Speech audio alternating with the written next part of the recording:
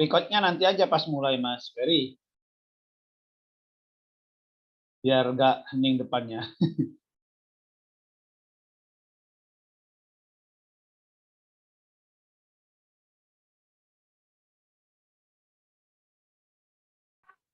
Halo, Assalamualaikum, Mas Boy.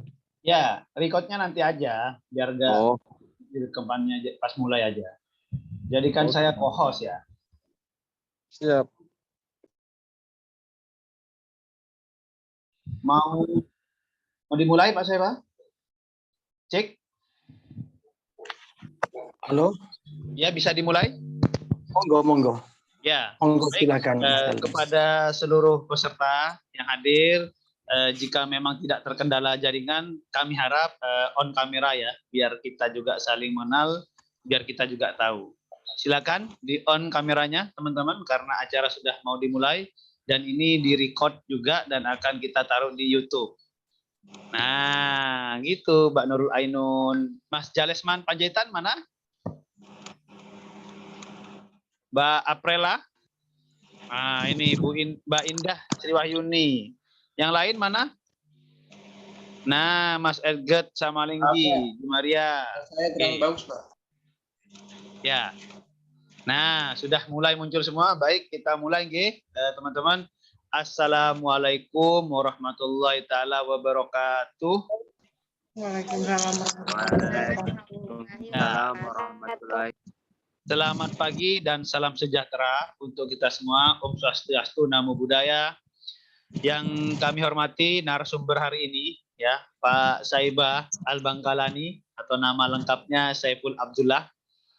Dan yang saya hormati mentor mungkin masih di perjalanan, dan yang saya hormati juga teman-teman mahasiswa program pertukaran mahasiswa modul Nusantara yang dari Sabang sampai Merauke, yang di kelas saya kemudian mendapatkan 19 orang. Tapi kalau infonya ada kelas lain yang ikut, itu lebih bagus dan lebih menambah kita pertemanan dan wawasannya.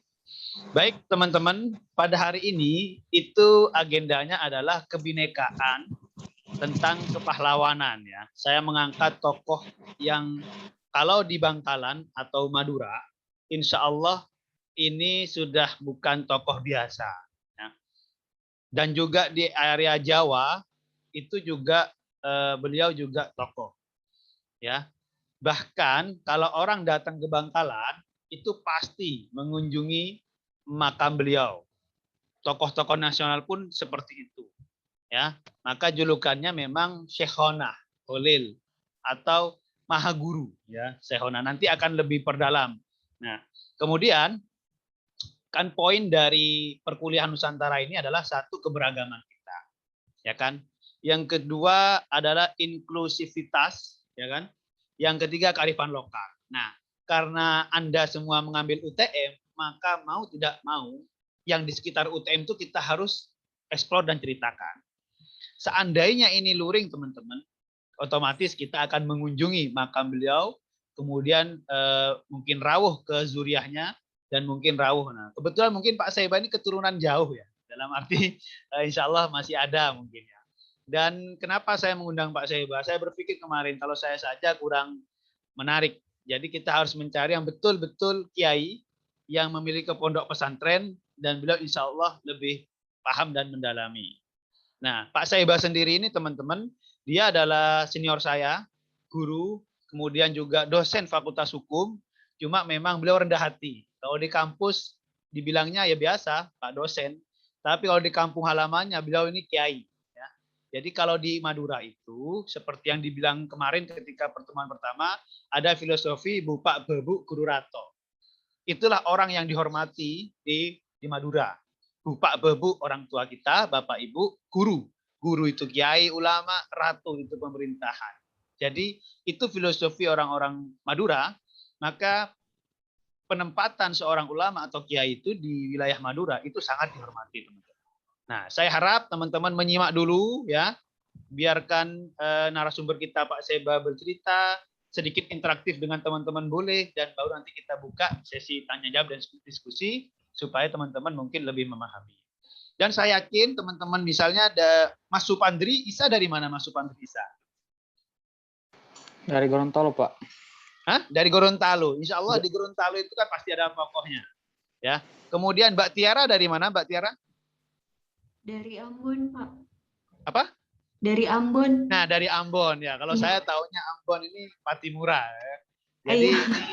Jadi pasti ada, semua daerah pasti ada. Jadi sebenarnya kita nggak perlu jauh-jauh mencari apa ya, ketokohan, inspirasi sampai ke luar negeri. Ternyata di dalam negeri kita, di daerah kita itu ada dan perlu kita pelajari akhlaknya, budi pekertinya, sehingga kita generasinya ini ambil baiknya. Mana yang baik, mari kita ikuti.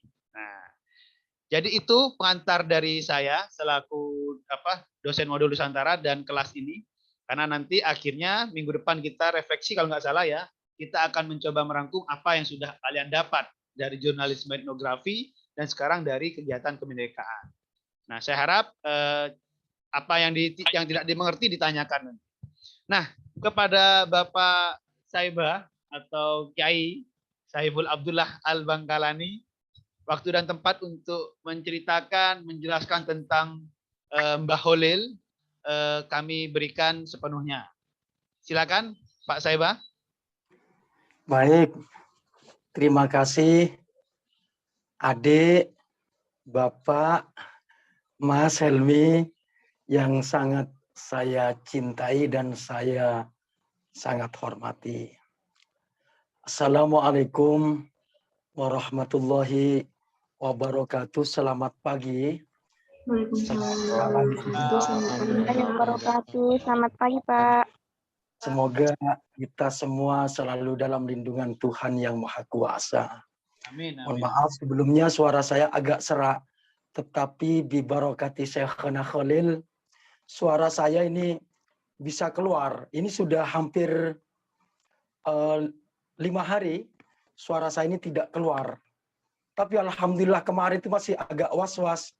Saya Mbak Tiara agak was-was karena suara saya masih belum keluar. Ngajar pun kemarin-kemarinnya itu minta tolong teman-teman untuk ada yang memandunya.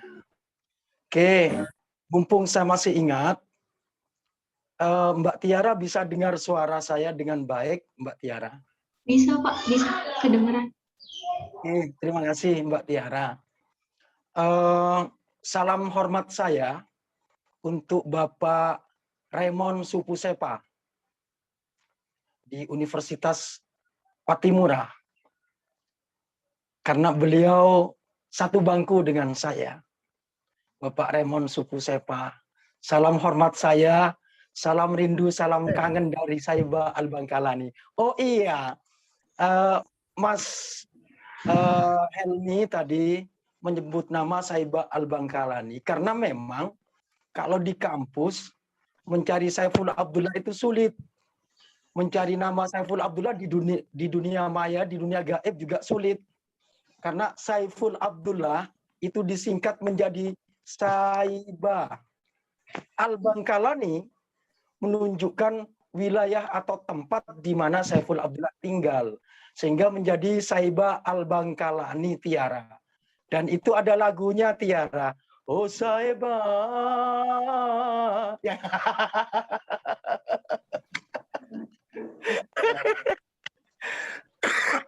Relax ya teman-teman, Pak Saibah ini orang yang sering guyon, jadi kita buat relax. Ya, jadi oke, itu Mbak Tiara dan teman-teman yang lain. Ada yang bernama Nurul Aini, ada dari Gorontalo, ada dari berbagai wilayah di Indonesia ini.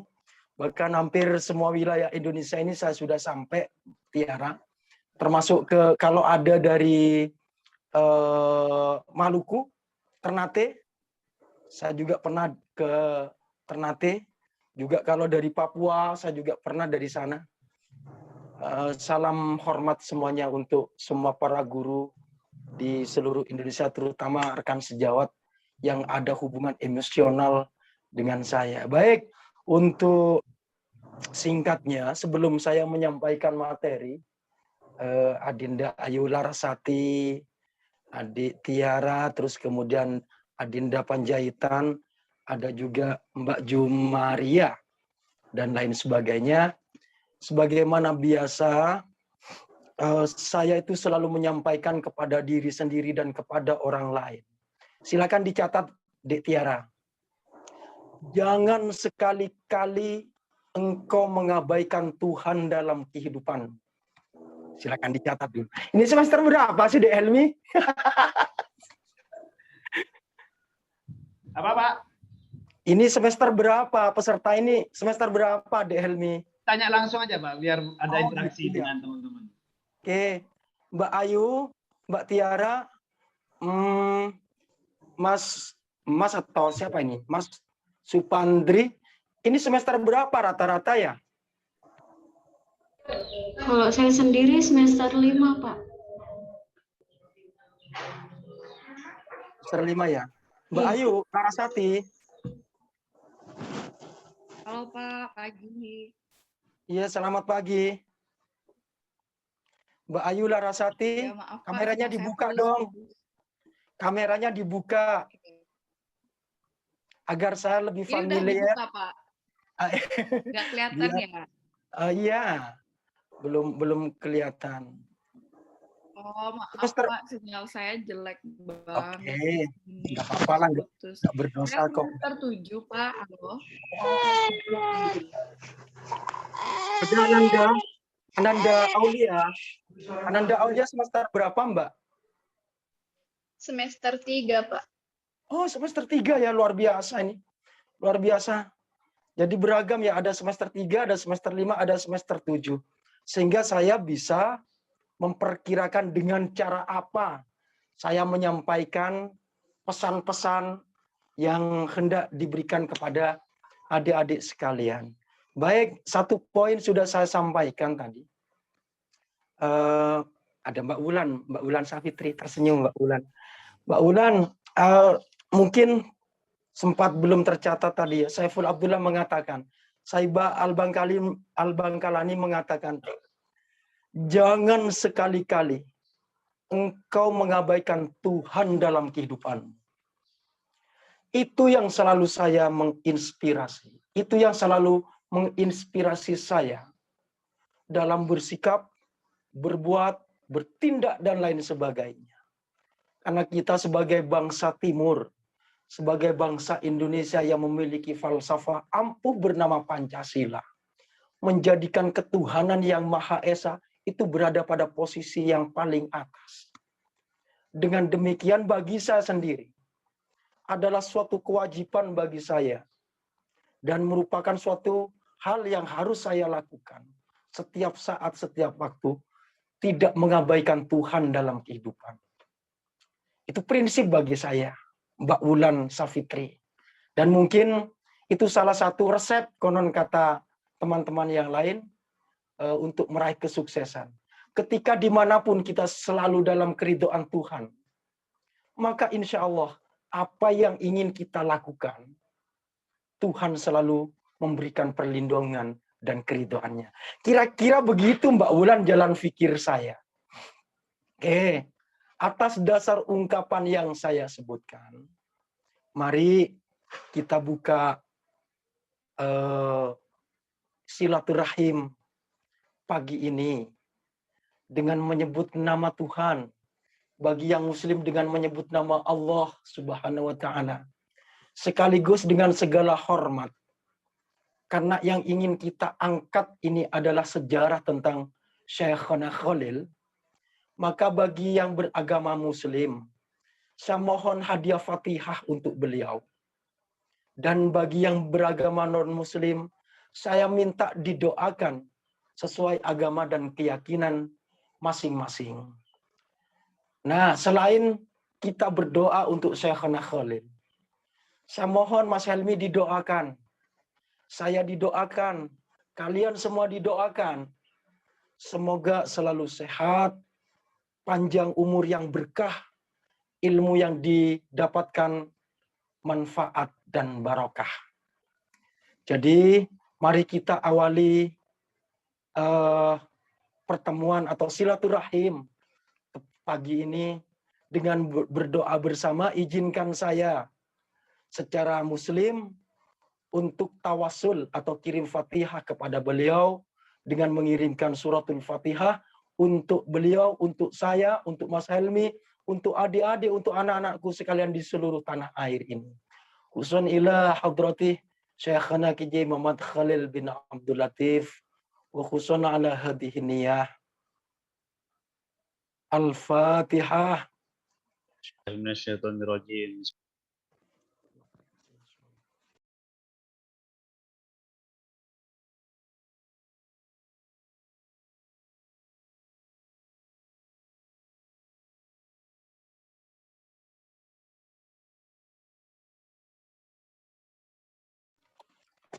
Berdoa selesai. Suara saya masih bisa didengar, Mbak Tenri Kotabah. Iya, bisa didengar, Kak. Oke. Selamat pagi, Mbak Tenri. Dari mana? Iya, selamat pagi dari Maluku Utara. Dari Maluku Utara, dari Ternate rupanya. Saya pernah di Ternate pada saat pertemuan dekan seluruh Indonesia Timur. Luar biasa di Ternate itu. Saya sampai ke Istana Raja, saya menyaksikan mahkota raja yang ada rambutnya yang setiap tahun memanjang itu, Mbak Tenri. Ada alumni UTM bernama Iskandar menjadi advokat di Ternate. Kalau ketemu dengan beliau, salam hormat saya dan kepada para guru di Ternate, termasuk Raja Ternate. Beliau kan juga dosen di Unhalu ya. Jadi salam hormat Saiba Al-Bangkalani, Tenri. Baik, adik-adikku sekalian yang sangat saya cintai. Sebelum saya ingin menyampaikan materi, tepatnya kita diskusi. Yang pertama izinkan saya Mbak Apri untuk klarifikasi terlebih dahulu. Yang pertama saya ini dituduh sebagai kiai oleh Mas Helmi ini.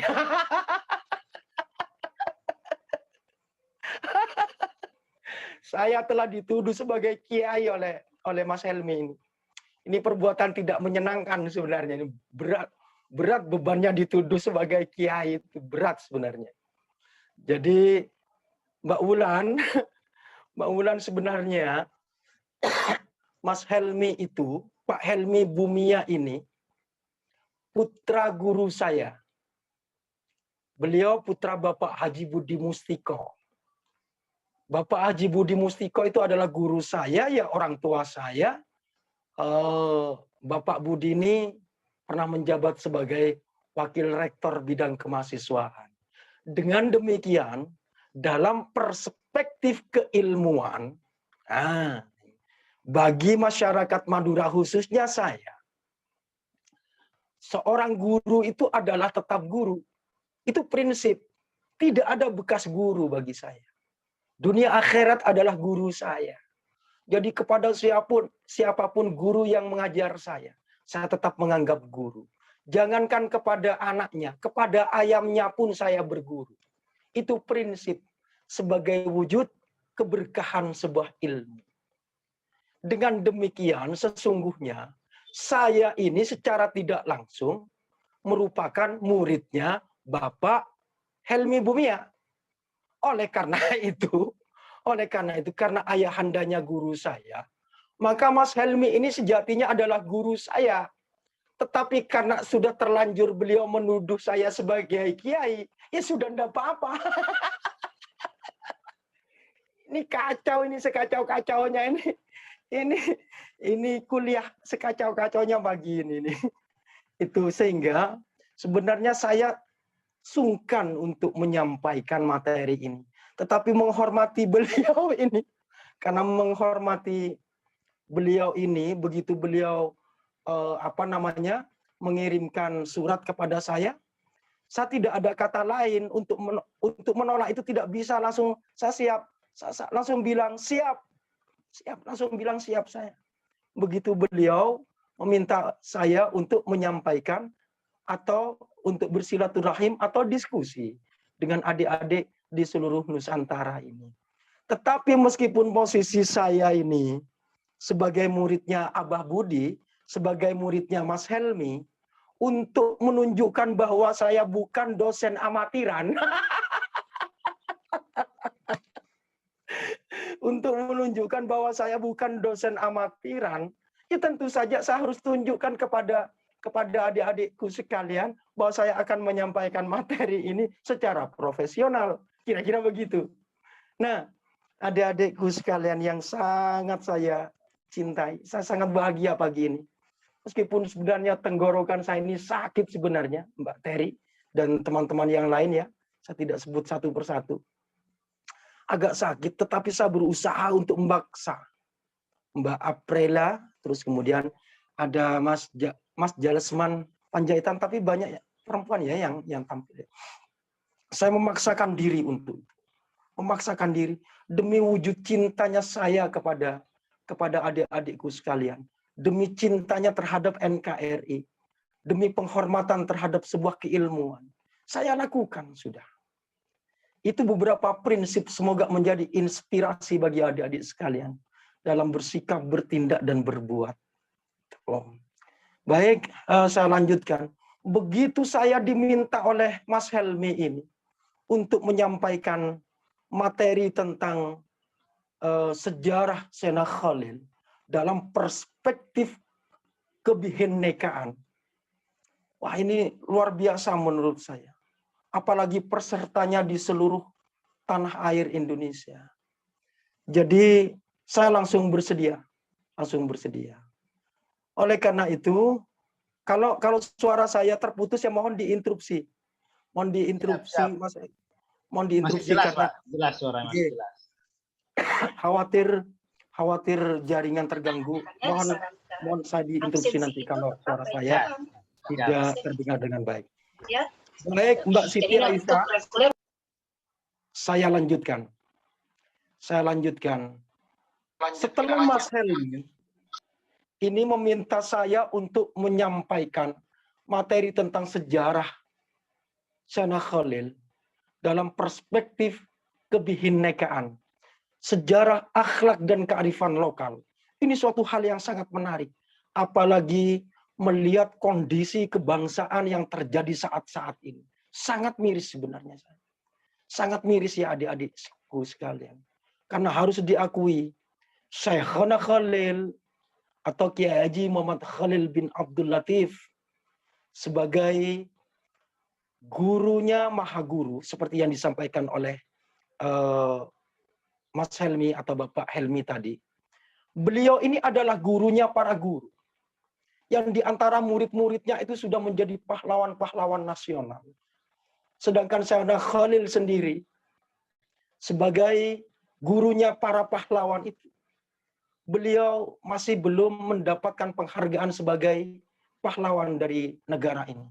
Meskipun sesungguhnya beliau tidak butuh penghargaan sebagai pahlawan, tetapi kewajiban sebagai anak bangsa untuk memperjuangkan itu. Oleh karena itu, adik-adikku sekalian, yang bisa kita ambil nanti dari sejarah, pemikiran, dan pemikiran maupun kiprah Sayyidina Khalil ini, kita ambil hikmahnya nanti. Kita ambil hikmahnya sebagai inspirasi dalam bertindak, berbuat, dan bersikap. Betul yang dikatakan oleh Mas Helmi tadi. Betul, sangat betul. Karena bangsa yang besar adalah bangsa yang menghargai para pahlawannya. Bangsa yang besar adalah yang menghargai sejarah para leluhur dan bangsanya. Saya kira ini sangat tepat.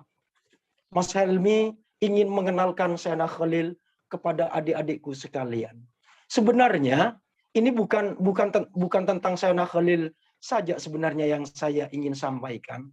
Karena keterbatasan waktu dan kondisi fisik saya yang masih belum maksimal. Sebenarnya berbicara tentang kebinekaan terkait dengan kearifan lokal yang ada di Madura ini, terutama dalam perspektif religi, itu ada 3 sebenarnya. Yang pertama adalah Syarif Abdurrahman atau Pangeran Musyarif. Beliau adalah menantu Ki Lemah Dhuwur Keraton Arosbaya. Yang kedua adalah Sayyid Zainal Abidin, dikenal dengan Sunan Cendana. Beliau ini merupakan leluhurnya para ulama seluruh Madura, bahkan Jawa Timur. Silsilahnya insya Allah nyambung kepada beliau. Dan termasuk Mas Helmi ini, insya Allah merupakan salah satu turunan dari Sayyid Zainal Abidin Sunan Cendana. Jadi jangan macam-macam, Mas Helmi ini turunan Sunan ini. Turunan Sunan beliau ini, Mas Helmi Bumia ini.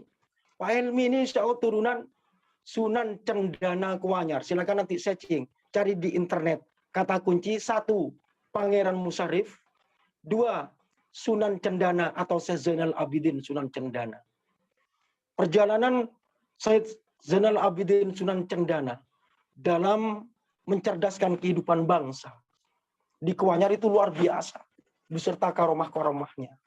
Insya Allah menitis juga kepada Mas Helmi ini kelebihan-kelebihannya. Nah, yang ketiga adalah yang ingin kita bedah pada kesempatan kali ini, yakni Hadratus Syekh Syekhana Kiai Haji Muhammad Khalil bin Abdul Latif Al-Bangkalani. Bangkalan.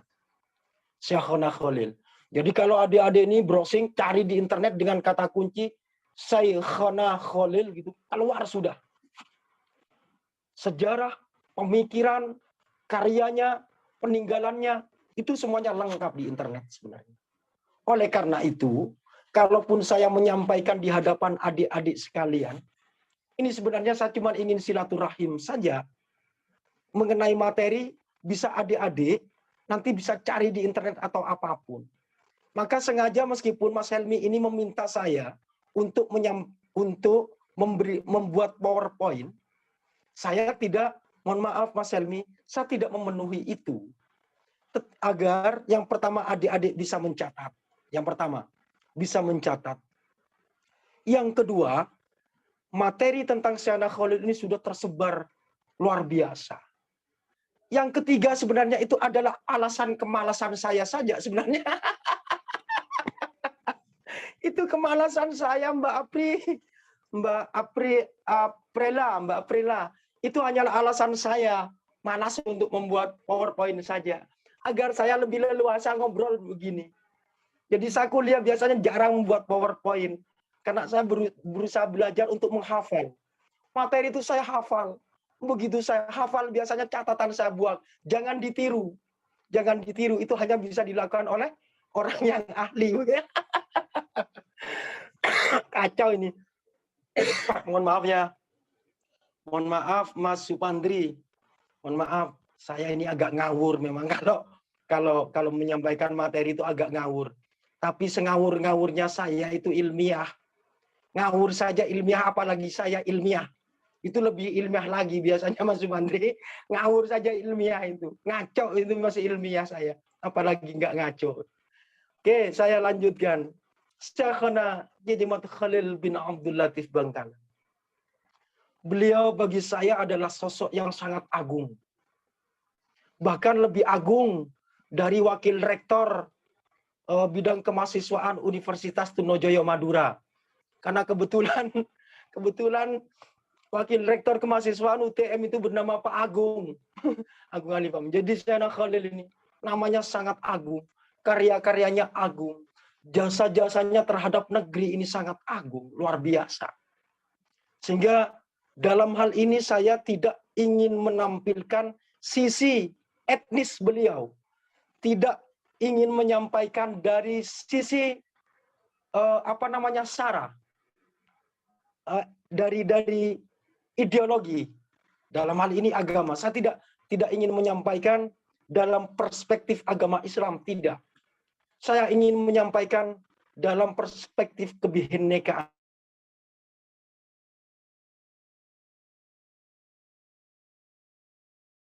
Dari kebinekaan. Pak Seba. Tadi Ya. suaranya mute. Oh sudah ya. Oke. Tadi suaranya agak hilang makanya kepencet kayaknya. Nah, Oke. lanjut suara Oke. kedengaran. Terima kasih Helmi. Saya lanjutkan.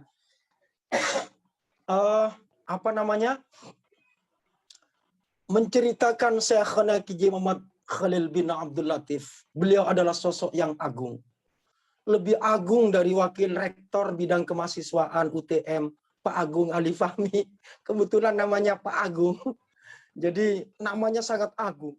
Karyanya sangat agung bagi bangsa dan negara ini. Jadi dalam hal ini saya tidak menyampaikan beliau sebagai muslimnya, tidak. Tetapi jasa-jasa dan perjuangan beliau terhadap negeri ini yang dapat dijadikan sebagai inspirasi bagi kita semua dalam bersikap, bertindak, dan berbuat, dan membangun bangsa ke depan. Jadi, Syekhana Khalil bin Abdul Latif, ini adalah sosok yang luar biasa. Sosok luar biasa di Madura, di Jawa Timur, bahkan Indonesia. Beberapa murid-murid beliau, saya sebutkan antara lain Kiai Haji Ahmad Dahlan. Beliau pendiri organisasi kemasyarakatan Muhammadiyah. Ada juga Kiai Haji Hasyim Asy'ari, pendiri Nahdlatul Ulama. Kiai As'ad Samsul Arifin, dan hampir semua ulama-ulama, tokoh-tokoh yang ada di Jawa Timur ini merupakan murid dari Syekhna Kiai Haji Muhammad Khalil bin Abdul Latif Bangkalan. Wakilah bahkan disampaikan juga, diceritakan juga Presiden Republik Indonesia yang pertama, Bapak Bung Karno, Insinyur Soekarno, juga merupakan murid beliau, tetapi bukan murid ngaji, tetapi murid tabarukan istilahnya. Pada saat sowan ke Mbah Khalil, Sana Khalil, beliau sepertinya diusap kepalanya oleh beliau, oleh Syekhna Khalil. Dan alhamdulillah beliau menjadi Presiden pertama Republik Indonesia. Oh ya, mumpung saya ingat, sebagaimana saya sebutkan tadi mengenai referensi Syekhna Khalil, ini banyak. Silakan adik-adik nanti Wahyuni Ismail searching atau cari, lebih baik beli. Ini banyak dijual di toko-toko online. Banyak dijual. Satu, buku yang berjudul Surat kepada Anjing Hitam. Silakan dicatat. Mbak Vila. Surat kepada Anjing Hitam. Yang kedua, buku dengan judul Dari Kanjeng Sunan sampai Romo Kiai Syekhna Khalil. Jadi ada dua buku yang saya rekomendasikan untuk adik-adik miliki. Itu luar biasa itu. Saya baca berulang-ulang itu.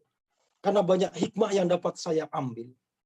Buku tersebut yang pertama adalah Surat kepada Anjing Hitam. Yang kedua dari Kanjeng Wali sampai Romo Kiai Syekhna Khalil. Itu bukunya. Silakan cari di toko-toko online, itu banyak itu. Harapan saya beli saja ya adik-adik, beli. Jangan sampai ambil di perpustakaan misalnya. Kalau ambil di perpustakaan itu keburu, nanti mau ngambil buku, rencananya mau cari buku Surat kepada Anjing Hitam, setelah dimasukkan ke dalam tas, dibawa pulang, dibuka di rumah, ternyata bukan surat kepada anjing hitam, ternyata adab siksa neraka. Itu celaka itu. Aduh, kacau ini. Ya baik, saya lanjutkan. Itu lengkap sudah. Biografi perjalanan Syekhna Khalil maupun kiprahnya lengkap. Sehingga saya hanya ingin menyampaikan beberapa hal saja terkait dengan beliau, tapi intinya silaturahim antara saya dengan adik-adik sekalian ini sangat bermanfaat. Adik-adikku sekalian yang sangat saya cintai. Sebagaimana disampaikan oleh Mas Helmi tadi, bahwa kita bisa mengambil hikmah dari bangsa yang besar, dari sejarah masa lalu. dari peninggalan-peninggalan para pahlawan itu. Kalau saya ada sebuah prinsip, ya mohon maaf, saya gunakan bahasa Arab saja ya. Ada sebuah prinsip, karena Mas Helmi ini sudah terlanjur menuduh saya seorang kiai. Kalau saya tidak menunjukkan saya bisa berbahasa Arab, kan ini kecelakaan namanya. Bisa dikriminalkan sama Mas Helmi ini. Mohon maaf Mas Helmi. Semoga saya dimaafkan oleh Mas Helmi dan diampuni oleh Tuhan Yang Maha Kuasa ini. Kacau ini. Saya gunakan bahasa Arab sebuah prinsip, silakan dicatat. Terjemahan saja nanti. Terjemahannya saja dicatat. Ada sebuah prinsip yang menyatakan al-muhafadzatu 'alal qadimis shalih wal akhdhu bil jadidil aslah. Terjemahan bebasnya adalah al-muhafadzatu 'alal qadimis shalih. Memelihara al-muhafadzatu 'alal qadimis shalih, terhadap sesuatu yang baik di masa lampau. Wal akhdhu bil jadidil aslah, dan mengambil sesuatu yang baik yang datang kemudian. Jadi kita ambil hikmahnya. Sebagaimana saya sampaikan dari awal, bangsa yang besar adalah bangsa yang menghargai para pahlawan. Bangsa yang besar adalah bangsa yang menghargai sejarahnya. Oleh karena itu, menampilkan sisi sejarah Syekhana Khalil sebagai orang yang berjasa terhadap Republik ini merupakan bagian menghormati para leluhur, menghormati orang-orang yang berjasa kepada bangsa dan negara. Dan kita menunjukkan kita sebagai bangsa yang besar. Ini terlalu berapi-api nih, padahal tenggorokannya ini sakit luar biasa, ndak karu-karuan. Sakitnya ndak karu-karuan ini Mbak Ulfa. Cuman karena atas dasar kekuatan cinta sajalah yang membuat saya ini berapi-api. Lanjut, insya Allah. Terus, sehat. Terus, amin. Amin ya Rob. Minta doanya saya sehat ya, adik-adik semua. Minta saya ini didoakan sehat, panjang umur. Suatu saat saya bisa bertemu dengan adik-adik sekalian. Baik, saya lanjutkan terhadap pokok materi. Tentu materi dengan judul saya baca ya, khawatir saya salah ini nanti. Judulnya adalah Kebihinekaan Sejarah Sayyidina Muhammad Khalil Bangkalan, Warisan Akhlak dan Nilai-nilai Kearifan Lokal. Jadi ada berapa kata kunci? Kebihinekaan, sejarah Syekhana Kiai Khalil bin Abdul Latif, akhlak, dan kearifan lokal. Jadi itu berapa kata kunci. Permohonan yang disampaikan, bukan permohonan, perintah yang diberikan oleh Mas Helmi kepada saya. Saya disuruh berbicara tentang itu. Yang pertama tentang kebihinekaan, apa yang saya sampaikan semuanya dalam materi ini masih dalam bingkai kebihinekaan. Meskipun berbeda-beda. Tentu saja meskipun Syekhana Khalil ini orang Madura, tetapi ya kita tetaplah satu bangsa. Meskipun Syekhana Khalil ini beragama Islam, tetapi beliau dalam hablum minan nas, hubungan sesama manusia. Beliau tidak membedakan antara Islam dan non-Muslim. Bahkan ini ada suatu cerita Mas Helmi, Mbak Vila. Mbak Vila tolong dibuka kameranya Mbak Vila biar saya ketemu, biar saya tahu Mbak Vila. Anissa juga. Mbak Anissa tolong dibuka Mbak Anissa kameranya biar saya bisa tahu. Tolong dibuka ya semuanya ya, agar saya tidak menuduh cantik dan ganteng. Jadi sudahlah dibuka saja. Nanti kalau kita ketemu kita lebih familiar. Atau memang jaringan saya ini yang bermasalah. Jadi apa yang ingin saya sampaikan merupakan bagian dari kebihinekaan.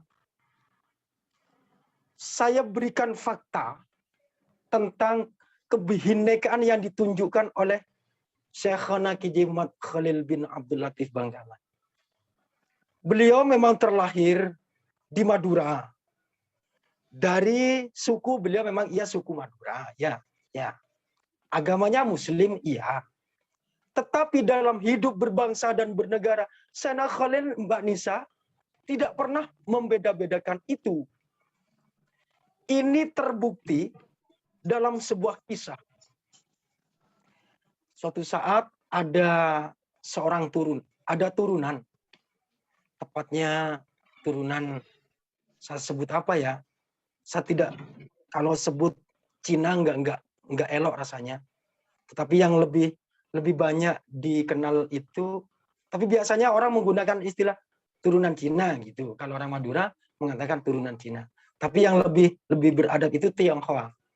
Jadi ada salah seorang warga di Kabupaten Bangkalan saat itu turunan dari Cina, ya. Mudahnya begitu ya. Saya tidak bermaksud cara ini untuk mempermudah saja, bahasa orang Madura kan begitu. Dia seorang pendatang, seorang perantau, dia berbisnis. Lama sekali ini di Helmi, lama. Mbak Rahma Niar, Andi. Lama dia ada di Madura, tapi kok nggak kaya-kaya. Sementara teman-teman yang lain teman-teman yang lain sudah kaya-kaya. Akhirnya suatu saat beliau datanglah kepada Syekhona K.J. Khalil ini atas petunjuk, atas saran dari beberapa teman-temannya. Sudahlah kamu datang ke Syekhona Khalil. Akhirnya beliau datang ke Syekhona Khalil, menceritakan tentang kepahitan hidupnya. Hidupnya yang tidak sukses-sukses, merantau sudah sekian lama. Apa yang dilakukan oleh Syekhona? Meskipun berbeda ras, suku, meskipun berbeda keyakinan, Syekhona Khalil itu loh, mendoakan dia. Mendoakan turunan yang dari Tionghoa atau Cina itu tadi ya. Doanya begini. Saya sendiri nggak ngerti nih. Doanya nggak ngerti saya. Safu lisanatan wang hoeng pak wang noang tur kecetur salang kecetur sogi. Ini bahasa apa ini? Saya nggak ngerti. Itu doanya Mbak Khalil itu. Jadi ini anak saya ini apa yang paling kecil ini sangat dekat kepada saya sehingga meskipun ngajar, saya sudah ngajarin kawan. Oke, nak, sana nak. Oke, saya lanjut. Doanya Mbak Khalil itu mendoakan agar orang kaya. Kebetulan Mbak Ulan kebetulan itu orang Cina, turunan Cina. Yang didoakan oleh beliau itu doanya begini. Safu lisanatan wang hoeng pak wang noang tur kecetur salang kecetur sogi.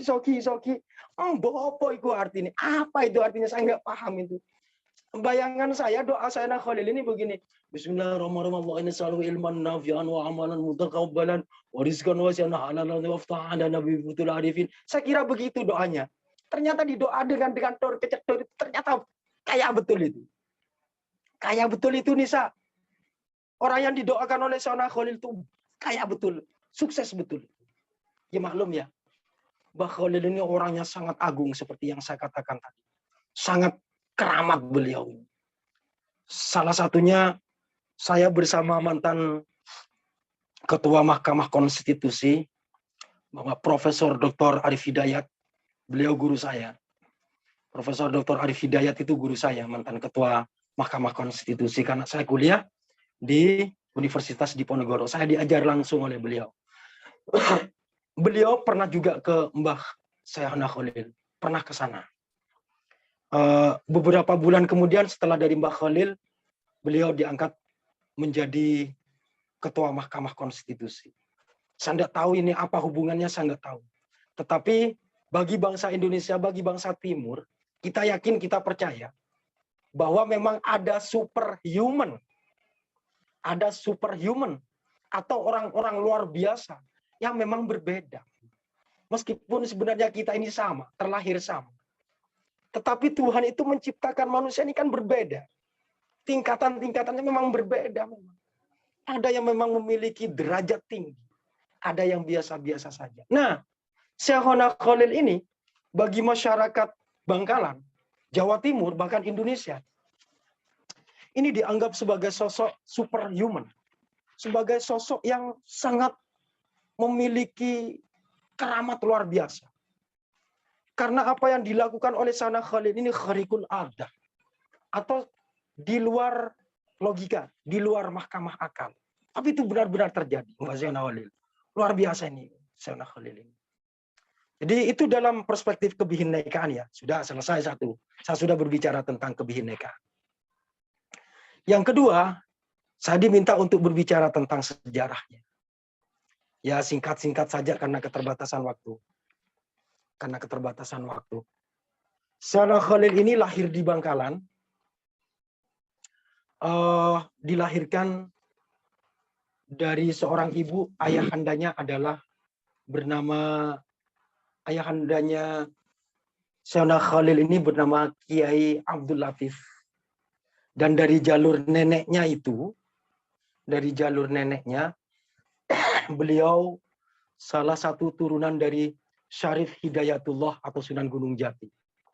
Jadi benar, beliau itu turunan seorang wali, seorang waliullah. Beliau itu turunan dari Sunan Gunung Jati. Kalau dari genealogi, kalau Mas Helmi Bumia, insya Allah Pak dosen ini, insya Allah beliau masih ada turunan Sayyid Zainal Abidin Sunan Cendana. Itu dari genealogi. Sayyidina Khalil ini lahir pada saat ayahandanya umurnya sudah sepuh. Sehingga dia dititipkan kepada adik iparnya. Pada adik iparnya Sayyidina Khalil. Singkat cerita, Sayyidina Khalil ini luar biasa ya. Karomah. Karomah itu adalah kelebihan-kelebihan, keistimewaan yang diberikan oleh Tuhan kepada orang-orang tertentu. Biasanya karena keilmuannya, karena ibadahnya. Tanda-tanda bahwa beliau ini akan menjadi seorang wali, orang yang superhuman, orang luar biasa, tampak sejak kecil. Nah, kalau untuk para nabi itu kan mukjizat namanya. Itu kan mukjizat. Kalau untuk para nabi.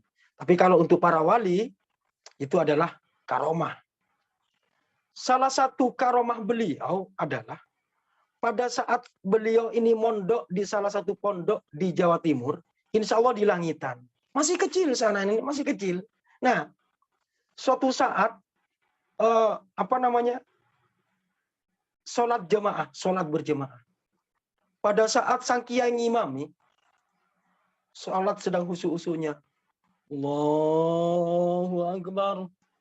Bismillahirrahmanirrahim. Alhamdulillahi rabbil alamin arrahmanirrahim maliki yaumiddin, dan seterusnya. Tiba-tiba Sayyidina Khalil ini tadi tertawa terbahak-bahak. Jadi pada saat imam ini ngimami, Sayyidina Khalil ketawa, wah, rusak sudah. Salat itu kacau. Tapi lanjut saja salat. Salat berlanjut. Setelah salat selesai, sang kiai ini memanggil Sayyidina Khalil. Khalil, sini kamu. Enggih Kiai. Ada apa Kiai? Kenapa kamu kok tertawa-tawa tadi pada saat sholat? Ini sangat tidak sopan, kata sang Kiai. Sayyidina menjawab, mohon maaf Kiai, pada saat tadi sholat, saya melihat kok Kiai sedang mengaduk-aduk nasi. Pada saat Kiai sholat, kok saya melihat Kiai sedang mengaduk-aduk nasi. Nah, ini kok tahu? Kok tahu bahwa pada saat sholat itu, si Kiai yang ngimami ini dalam pikirannya, beliau lapar. Si Kiai yang ngimami ini lapar. Sehingga yang terbayang dalam pikirannya adalah nasi. Sayyidina Khalil karena karomahnya, kelebihan yang diberikan oleh Tuhan itu, melihat Kiai itu sedang mengaduk-aduk nasi. Ini salah satu karomahnya Syekhna Kiai Haji Khalil bin Abdul Latif Bangkalan. Selanjutnya Sayyidina Khalil ini berlanjut mondok ke daerah Banyuwangi atau Jember. Beliau mondok di sana. Beliau ini takzimnya luar biasa. hormatnya luar biasa kepada guru. Saya akhirnya faham, tahu betul mengapa Syekhuna Khalil ini menjadi orang besar. Ya karena takzimnya, hormatnya kepada guru ini luar biasa. Pada saat beliau mencari ilmu di Banyuwangi atau Jember itu, beliau itu selain ngaji, juga bekerja. Mencari upah dari panen kelapa. Jadi Syekhuna Khalil itu sambil bekerja. Sambil bekerja, upahnya itu, upah dari memanjat kelapa, panen kelapa, itu bukan untuk dirinya sendiri. Uang itu dikumpulkan sama Syekhuna. Dikumpulkan, baru setelah banyak, pada saat Syekhuna Khalil hendak berangkat ke Makkah untuk melanjutkan mondoknya, Syekhuna Khalil ini menghadap kepada gurunya, Kiai mohon izin, saya ingin berangkat mondok ke Makkah melanjutkan mondok saya. Ya Khalil, semoga kamu menjadi orang yang bermanfaat. Dan uang yang dikumpulkan oleh Syekhuna Khalil dari jasa memanen kelapa, itu diserahkan kepada gurunya. Allahu Akbar, Allahu Akbar. Allahu Akbar, ini luar biasa ini. Jadi Syekhuna Khalil ini bekerja memanen buah kelapa, hasil memanen itu, jasa itu ditabung, setelah banyak hendak berangkat ke Mekah, uang itu diserahkan kepada gurunya. Apa ada zaman sekarang? Apa ada murid yang seperti itu? Saya kira sulit. Ada murid yang seperti Syekhuna Khalil itu. Sudah, singkat cerita Syekhuna Khalil berangkat mondok. Mondoklah Syekhuna Khalil ini ke Makkah. Apa yang dilakukan oleh Syekhuna Khalil? Selama di Mekah, beliau ini hanya makan kulit semangka. Coba bayangkan. Ya Allah, ya Rabbi. Beliau itu pada saat belajar itu hanya makan kulit semangka. Bagaimana cara beliau menulis? Beliau menggunakan baju putihnya untuk ditulis. Baju putihnya itu ditulis. Setelah dibaca, hafal, tahu, kemudian dicuci lagi, dibuat alat untuk menulis kembali. Itu Syekhuna Khalil. Penghormatan Syekhuna Khalil ini luar biasa. Penghormatan luar biasa. Tahu beliau ini apa yang harus dilakukan. Sebagaimana prinsip yang dipegang teguh oleh masyarakat Madura. Lakonah lakone, kenengah kenenge. Itu bahasa Madura. Lakonah lakone, kenengah kenenge. Bahasa Arabnya wad'u syai'in ala mahallihi. Terjemahan bebasnya, letakkan sesuatu itu pada tempatnya. Lakukan sesuatu itu sesuai dengan peran dan fungsinya. Syekhuna Khalil itu tahu itu, berpegang erat itu. Sehingga Syekhuna Khalil ini kalau mau buang air besar, kalau mau buang hajat, itu tidak buang hajat di Mekah. Tetapi beliau itu keluar dari Mekah, kurang lebih 7 km dari Mekah. Coba bayangkan itu. Untuk buang hajat saja, Syekhuna Khalil itu berjalan sejauh 7 km. Saking menghormatinya, saking menghormati tempat suci. Itu Syekhuna Khalil. Di Mekah pun Syekhuna Khalil ini belajar kepada banyak para guru. Setelah belajar banyak guru, beliau itu menulis kitab. Jadi istilahnya kalau sekarang jadi apa ya, penerjemah atau apalah, penyadur atau apalah. Beliau itu menulis kitab. Kitab-kitab itu hasil tulisannya dijual. Tulisannya Mbah Khalil ini bagus, sangat bagus tulisannya Mbah Khalil. Itu dijual. Setelah dijual banyak, uangnya itu bukan untuk diri sendiri, tetapi diserahkan kepada gurunya. Ini kemuliaan Syekhuna Khalil. Itu akhlak Syekhuna Khalil luar biasa yang seperti itu. Akhirnya singkatnya Syekhuna Khalil kembali ke tanah air. Beliau mengajar, mendirikan pesantren, sekarang menjadi salah satu pesantren terbesar di Kabupaten Bangkalan, pesantren Syekhona Khalil namanya, pondok pesantren Syekhona Khalil di Bangkalan. Beliau mendirikan pondok pesantren di sana, mengajar di situ, sampai banyak sekali dari Nusantara ini yang datang ke Bangkalan. Ya seperti yang saya sebutkan tadi, Kiai Hasyim Asy'ari, Kiai Romli Tamim, pondok pesantren Darul Ulum Jombang, Kiai Haji As'ad Samsul Arifin, Situ Bondo, Kiai Haji Wahab Hasbullah, yang membuat bagi yang pernah mendengar lagu itu loh, lagu marsnya Nahdlatul Ulama itu, sebenarnya saya melihat itu lagu nasional sih sebenarnya. Itu bukan lagu, bukan himnenya Nahdlatul Ulama saya rasa. Karena lirik dan syairnya itu adalah tentang negeri ini. Salah satu muridnya Syekhona Khalil itu adalah Kiai Haji Wahab Hasbullah yang membuat himne Nahdlatul Ulama, atau yang dikenal secara umum dengan lagu Ya Lal Waton itu. Ada lagunya itu. Ya Lal Waton, Ya Lal Waton, Ya Lal Waton, Ya Lal Hubbul Waton minal iman, itu. Itu sebenarnya dari Syekhona Khalil itu. Hubbul Waton minal iman. Silakan dicatat. Itu ada di dalam kitabnya Syekhona Khalil. Hubbul Waton minal iman. Tetapi dalam kitabnya Syekhona Khalil itu tidak disebut Hubbul Waton.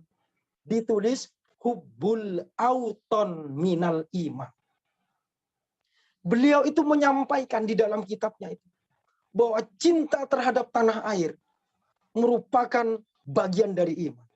Oh, jadi melihat pemikiran beliau yang menuliskannya di dalam kitabnya saja, layak sudah Syekhona Khalil ini sebagai pahlawan. Sangat layak untuk menjadi pahlawan. Karena pemikirannya tentang konsep negeri ini jauh sebelum Kiai Hasyim Asy'ari yang sekarang pahlawan. Jauh sebelum Kiai Wahab Hasbullah. Beliau sudah menulis itu. Hubbul Waton, Hubbul Auton minal iman. Cinta kepada tanah air merupakan bagian dari iman. Itu Mbah Khalil itu yang menulis di dalam kitabnya. Kemudian dibuat syair oleh Kiai Haji Wahab Hasbullah. Ya Lal Waton, Ya Lal Waton, Ya Lal, itu. Sebenarnya syairnya itu adalah syair tentang kebangsaan. Bagaimana kita mencintai negeri ini. Salah atau benar ini adalah negeriku. Seolah-olah seperti itu Syekhona Khalil. Jadi itu wujud kecintaan Syekhona Khalil terhadap negeri. Banyak santri-santri beliau. Hampir semua ulama di Indonesia ini muridnya Mbah Syekhona Khalil. Karena pemikiran kealiman luar biasa. Ketakziman akhlak beliau yang luar biasa. Beliau ini dalam berinteraksi kepada siapapun, dalam menyampaikan dakwah dan pengajarannya, selalu memegang pada prinsip sebagaimana yang disampaikan dalam surat An-Nahl. Ud'u ila sabili rabbika bil hikmah wal mau'izatil hasanah. Ajaklah mereka ke jalan Tuhanmu bil hikmah, dengan hikmah, dengan bijaksana, wal mau'izatil hasanah, dan dengan tutur kata yang lembut. Wajar kemudian kalau santri-santrinya Syekhona Khalil ini banyak. Atas kealimannya, atas keilmuannya, atas ketawaduannya, singkat cerita, Syekhona Khalil mencetak banyak para pahlawan dan guru-guru bangsa di tanah air ini. Salah satu karomahnya, seperti yang saya sebutkan tadi, itu sangat banyak. Terhadap pendirian republik ini banyak yang tidak diketahui ya, banyak tidak diketahui oleh bangsa ini. Jadi sebelum berdirinya Budi Utomo, sebelum adanya Sumpah Pemuda, Syekhona Khalil itu bersama beberapa ulama ini pernah bertemu di daerah Jawa Tengah, tepatnya di Gunung, di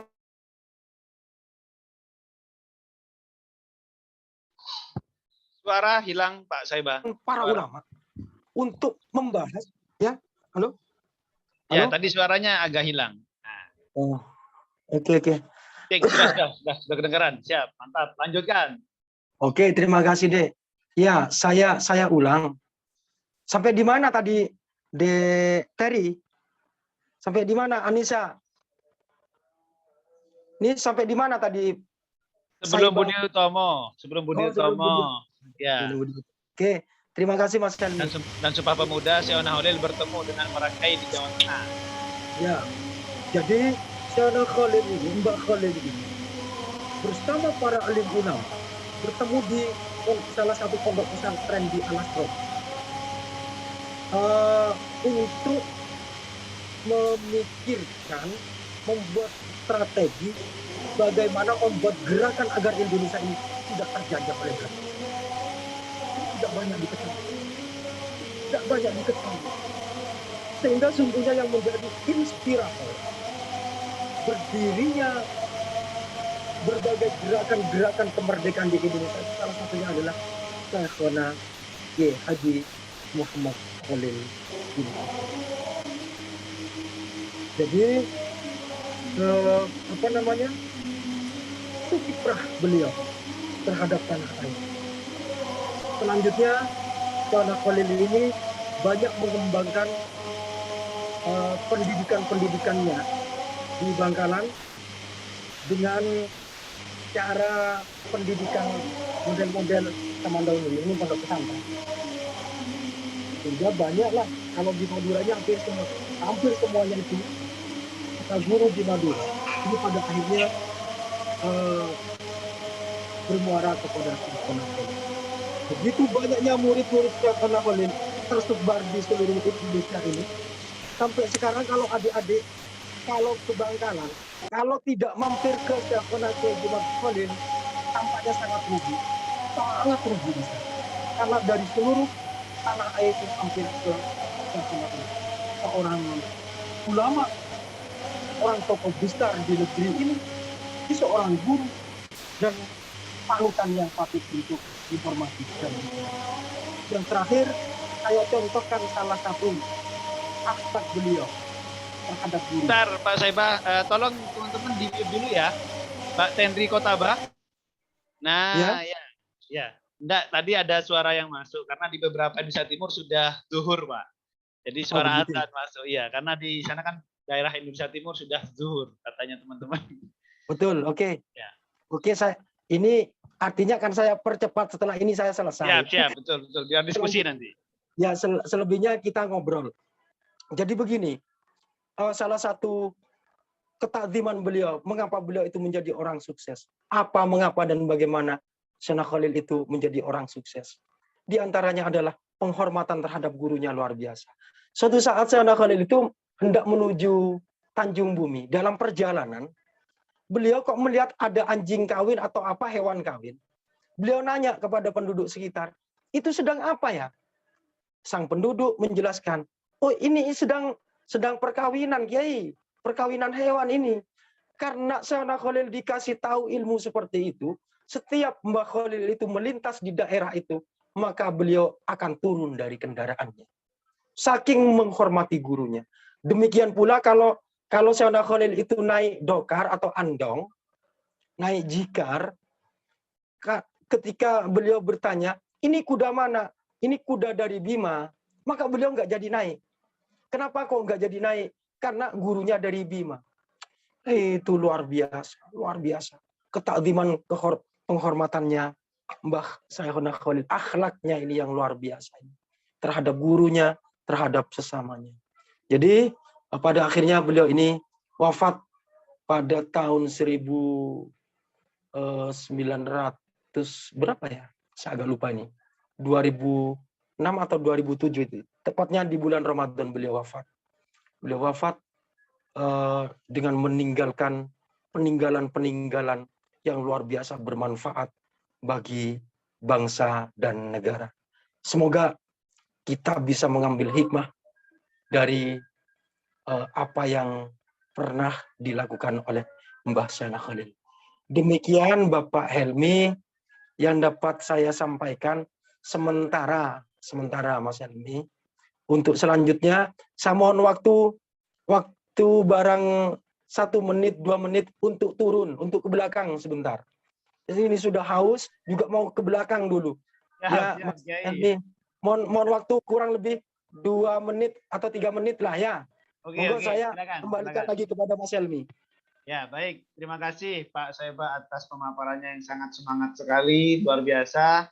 Dan teman-teman memang betul saya minta kepada beliau pada saat itu memang sakit ya. Tapi ketika beliau mengatakan, Pak, ini kita ingin menyampaikan tentang Syaona Holil, beliau langsung semangat ya. Memang beliau rendah hati ya, sebenarnya justru beliau adalah guru kita, guru saya. Kalau tadi saya disebut adalah keturunan Zainal Abidin, ya Allah alam ya, saya sendiri belum mencari silsilah saya. Memang di Madura itu 3 ulama itulah yang terkenal tadi sudah disebutkan ya. Dan mungkin memang tidak percaya teman-teman bahwa Mbah Syaona Holil inilah yang sebenarnya gurunya Hasyim Asy'ari. Kiai Hasyim Asy'ari ini adalah pendiri Nahdlatul Ulama, kakeknya Gus Dur, ya kan? Kemudian juga ada berkorelasi Mbah Holil ini dengan Kiai Ahmad Dahlan, pendiri Muhammadiyah. Dan beliau-beliau ini sama ketika di Mekah itu sama-sama belajar ke Syekh Al-Bantani, Syekh Al-Minangkabawi dan sebagainya. Dan rata-rata pemikiran-pemikiran yang diperjuangkan hingga detik ini dalam kategori Indonesia adalah cara berpikir moderatnya, toleransinya. Dan tadi sudah disebutkan banyak hal, kata Pak Saiba yang utama yang saya juga catat teman-teman, bagaimana takzimnya beliau kepada gurunya. Saya pun juga mendapat cerita ini dari kiai saya sendiri mengatakan, saking dari takzimnya ke guru atau ke orang tua, seperti tadi ada orang tua di depannya lewat atau naik, dia akan di belakangnya, tidak akan mendahului. Nah, itu beliau ya. Itu banyak kisah tentang seperti itu. Dan salah satu karomah yang mungkin kita sudah di luar akal, percaya tidak percaya, tadi sudah dicontohkan oleh Pak Saiba, beliau mengimami di Masjid Senenan, ya, mengimami di Masjid Senenan, tapi dalam waktu yang bersamaan, kalau orang yang tahu, beliau ada di Arab Saudi, ada di Mekah. Itu penuturan orang sudah banyak seperti itu. Nah, itu sudah Allah wa'lam. Kadang-kadang orang tidak percaya seperti itu, tapi di kita orang-orang Bangkalan, orang Madura itu mempercayai itu. Nah, ini menarik. Ini kan hasanah Nusantara yang mungkin orang percaya tidak percaya, tapi itu terjadi. Ya. Kemudian ada juga kisah, saya menambahkan sedikit, ada murid beliau itu kangen kepada ibunya. Ya. Murid beliau kangen dan mengutarakan, Kiai, saya kangen kepada ibu saya.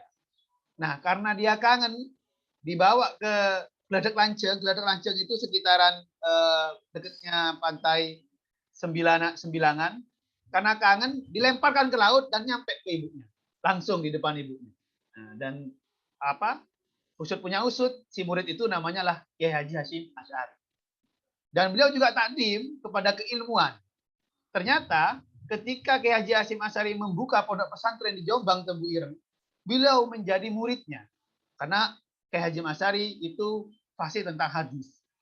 Itu memang cerita yang disebutkan. Nah, jadi teman-teman kalau Anda ingin melihat cara berpikir moderat, sebenarnya kenapa para ulama misalnya Jawa Timuran itu rata-rata berpikirnya moderat atau toleransinya tinggi, itu juga bagian dari didikan-didikan dari beliau. Itu bisa dicari referensinya, ya.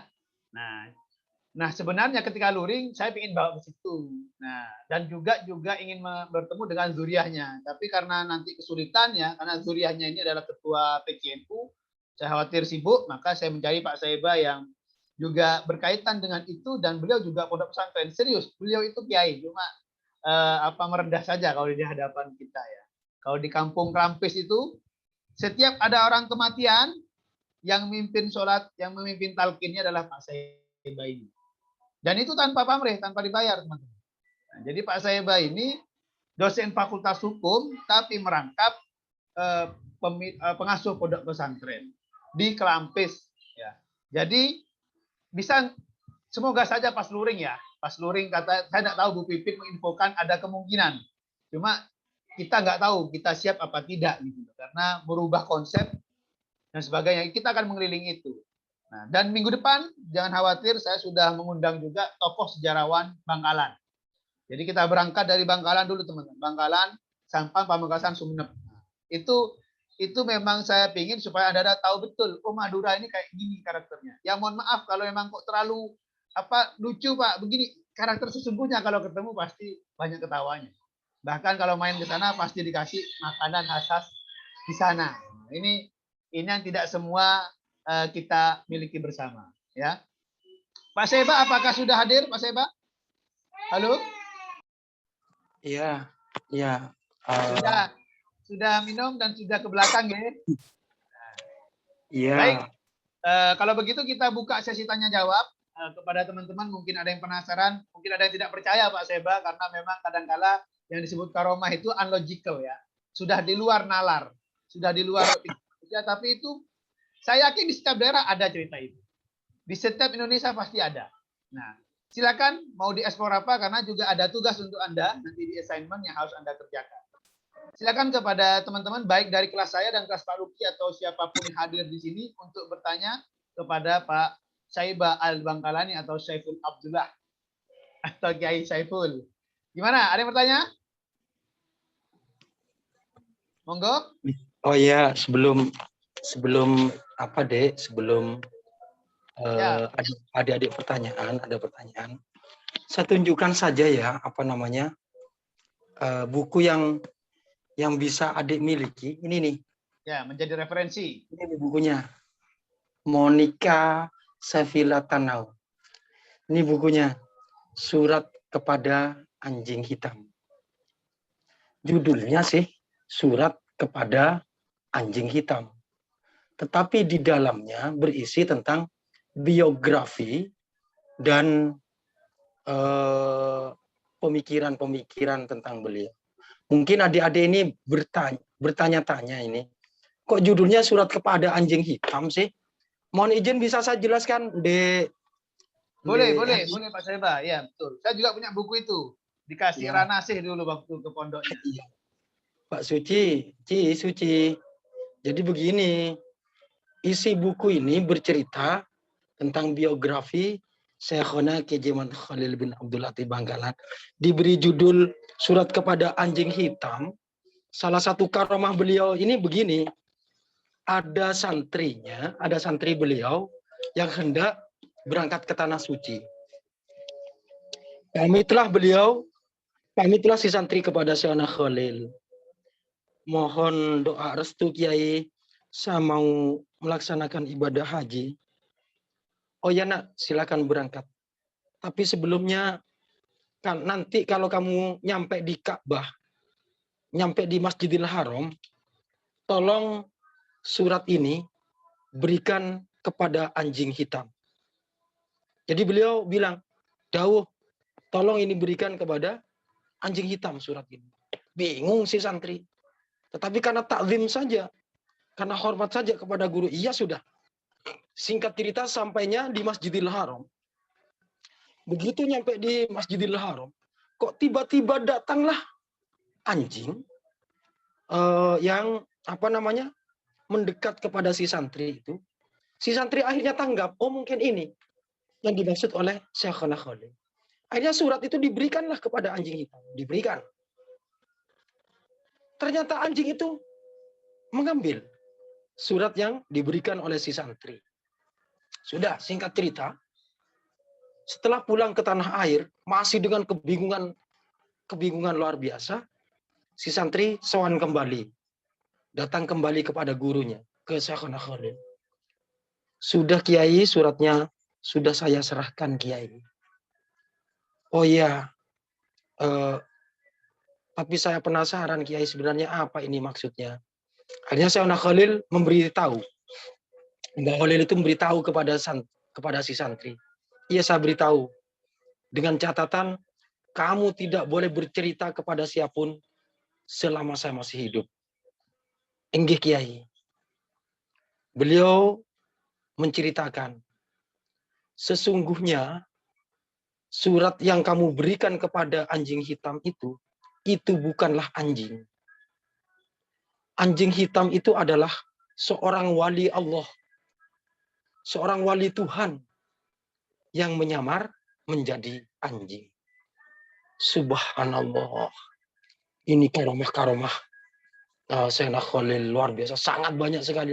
Adik-adik kalau penasaran, silakan dengan kata kunci karomah Syekhna Khalil. Itu saja sudah ketemu. Sudah.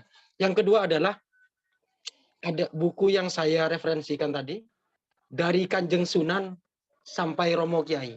Dari Kanjeng Sunan sampai Romo Kiai. Syekhna Muhammad Khalil bin Abdul Latif Bangkalan. Ini bukunya. Itu sementara Mas Helmi yang dapat saya sampaikan. Terima kasih. Monggo silakan. Terima kasih Pak Seba sudah memberikan referensi, karena memang dosen kita harus ada referensi atau masyarakat ilmiah ya. Baik, yang lain mungkin ada yang ingin ditanyakan kembali atau kita diskusi aja, santai aja. Ini katanya Mbak Sucirawati speechless. Speechless kenapa Mbak Suci? Halo? Ya Pak. Halo ya, mana suaranya nggak kedengeran? Ya Pak. Ya, gimana? Apa yang bikin Anda speechless atau tidak mampu berkata-kata lagi? Apa sakit? Apa radang? Semuanya Pak. Oh, ya. Dari mana? Asalnya dari mana?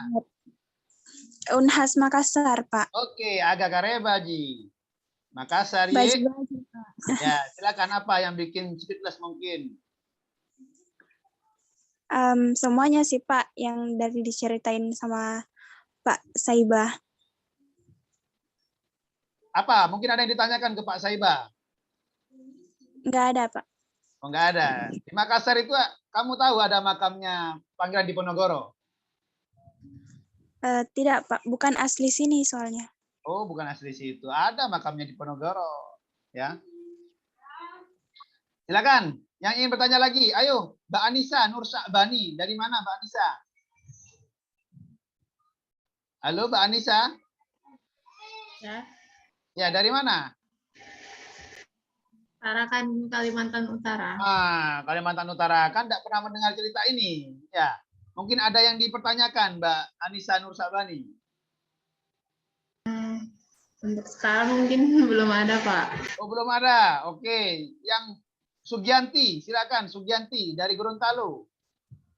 Halo? Iya, Bapak. Bapak saya izin bertanya. Ya, silakan. Nggak bisa on kamera ya, kita biar tahu. Mohon maaf, Bapak, jaringan tidak stabil. Oke, siap. Silakan, Mbak Sugianti, tidak apa-apa. Tidak apa, Bapak. Ya, tidak apa-apa. Silakan. Mbak Tiara habis Ya, ini ya. baik. Terima kasih. Ya, Pak. Baik, jadi saya ingin bertanya, Pak, apakah Bapak Syekhona Khalil ini pada hulunya pernah menggeluti sebuah organisasi ataupun pergerakan? Kemudian jika ada, sampai sekarang itu pergerakan apa saja yang masih ada sampai saat ini, Pak? Terima kasih. Mbak Sugianti dari Gorontalo ya? Iya, Pak, tapi asal Sulawesi Utara. Oh, asal Sulawesi Utara. Oke. Pak Saibah, ada pertanyaan dari Mbak Sugianti. Apakah Syekhona Khalil atau Mbak Khalil ini pernah mengikuti organisasi dan pergerakan? Kalau iya, hingga detik ini apakah masih ada, Pak Saibah? Silakan langsung dijawab, Pak Saibah. Oke, terima kasih. Izinkan saya juga off cam karena juga berdampak pada kualitas suara dan jaringan ya. Mbak Sugianti, terima kasih pertanyaan Mbak Sugianti ini sangat menarik sebenarnya. Apakah Syekhona Khalil ini dulunya pernah aktif di organisasi? Sebagaimana saya sampaikan tadi, Mbak Sugi, Syekhona Khalil itu perjalanan hidupnya dihabiskan dari pesantren ke pesantren ke pesantren ke pesantren. Sampai kemudian beliau berguru di Mekah. Guru di Mekah. Setelah dari Mekah, beliau ini kembali ke tanah air, menjadi seorang pengajar, menjadi seorang kiai, mendidik dan mencetak para ulama, mencetak para tokoh-tokoh nasional.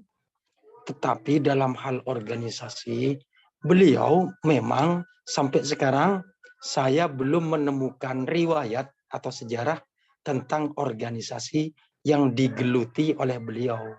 dengan kata lain, sepengetahuan saya, Syekh Khalil ini memang tidak ikut berorganisasi, tetapi justru Syekh Khalil merupakan penentu atau inspirator, inspirator lahirnya Jam'iyah Nahdlatul Ulama yang sekarang dikenal di tanah air. Ada dua organisasi kemasyarakatan yang sangat dikenal. Satu Nahdlatul Ulama, yang kedua adalah Muhammadiyah. Jadi beliau memang bukanlah seorang organisatoris, tetapi justru beliau yang melahirkan organisasi besar di Republik ini. Karena dua santrinya itu, Kiai Haji Ahmad Dahlan dan Kiai Haji Hasyim Asy'ari, kedua-duanya adalah murid dari Syekhona Kiai Muhammad Khalil bin Abdul Latif. Sementara itu Mbak Sugianti yang dapat saya sampaikan. Terima kasih. Saya kembalikan lagi kepada Mas Helmi. Silakan Mas Helmi. Terima kasih Pak Saiba atas penjelasannya. Mbak Tiara, karena resen, silakan Mbak Tiara, apa yang ingin ditanyakan? Oke, terima kasih Pak. Jadi tadi sempat Bapak bilang bahwa selain berpondok, Syekhana Khalil juga menuliskan buku atau kitab ya. Apakah sampai sekarang buku dan kitab tersebut masih ada dan tersimpan, ataukah ada karya-karya lain yang sengaja diabadikan untuk menjadi pembelajaran kepada generasi-generasi selanjutnya itu Pak? Apa ada? Baik, Ya, Mbak Tiara, terima kasih atas pertanyaannya. Ditanyakan Pak Saiba, apakah selama hidup beliau menulis kitab-kitab atau manuskrip ya, atau karya-karyanya yang hingga detik ini juga bisa kita rujuk atau kita pelajari. Silakan Pak Saiba. Halo? Pak Saiba, Ya, Pak dengar suara saya? Ya, sangat mendengar. Ya, gimana Pak Saiba? Pertanyaannya tentang karya-karya beliau ya. Betul. Mbak Tiara, kitabnya Syekhona Khalil, karangan beliau ini sangat banyak Mbak. Sangat banyak kitab-kitab yang dihasilkan oleh beliau. Tetapi saya tidak hafal satu persatu ya. Salah satu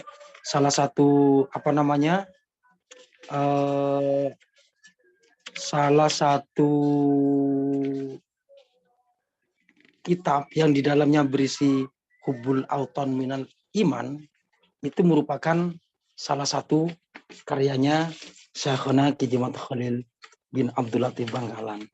Jadi beliau ini sangat banyak karyanya. Karyanya sangat banyak. Saya tidak bisa menyebutkan satu persatu Mbak karyanya, tetapi beberapa di antaranya kitab-kitabnya, agar saya tidak salah ya. Agar saya tidak salah. Sebentar Mbak Tiara. Mohon izin sebentar. Saya bacakan saja berapa karya beliau.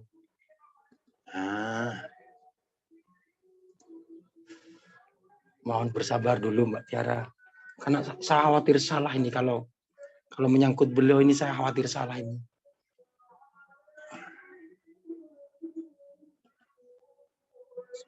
Sebentar Mbak. Masih loading ini.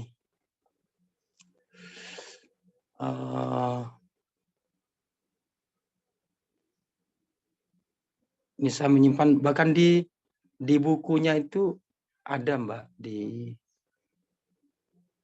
bukunya dari Romo, dari Kanjeng Sunan sampai Romo Kiai, itu disebutkan semua kitab-kitab beliau. Ya daripada saya kesulitan,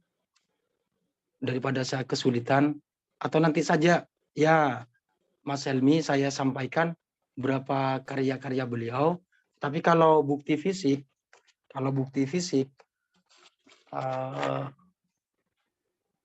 masih bisa didengar suara saya ini. Bisa Pak, bisa kedengaran kok. Bisa Pak. Bisa. Karya Saya tunjukkan saja salah satu manuskrip atau karya beliau. Nah, ini nih. Ini salah satu manuskrip atau karya beliau. Ini kitabnya. Salah satu kitabnya. Sangat banyak ya, sangat banyak. Insya Allah nanti saya sampaikan kembali kitab-kitab karya beliau. Itu Mas Elmi, terima kasih.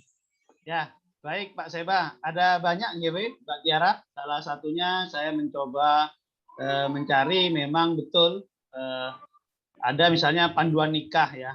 Asilah fi bayan al-nikah, kemudian panduan ibadah al-matnu asyarif, kemudian juga ada tentang panduan jenazah istiadat al-maut. Semuanya ada dan disalin oleh beberapa murid-muridnya atau santri-santrinya.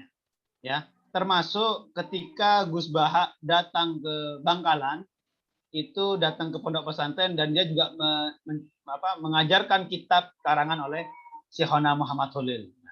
Jadi banyak, tapi memang kalau untuk umum itu ya kita sulit menerjemahkannya karena bahasa Arab gundul. Pak Saiba insya Allah lebih paham lah. Jadi kenapa dibilang kitab klasik atau kitab kuning? Karena kadang-kadang tidak ada harokatnya. Ya, jadi itu yang harus dipahami bersama. Nah, Pak Saiba, ada pertanyaan lanjutan dari Mas Jalesman Panjaitan.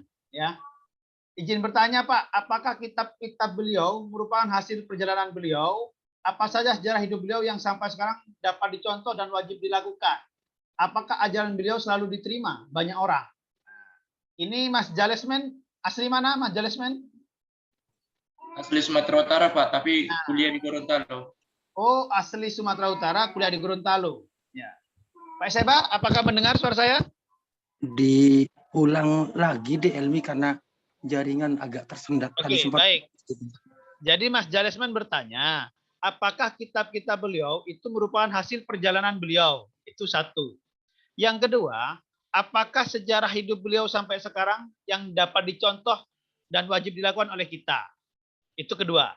Yang ketiga, apakah ajaran beliau selalu banyak diterima orang? Begitu Pak Saiba, ada 3 pertanyaan. Kitab beliau, sejarah hidup yang harus dicontoh, kemudian ajaran beliau.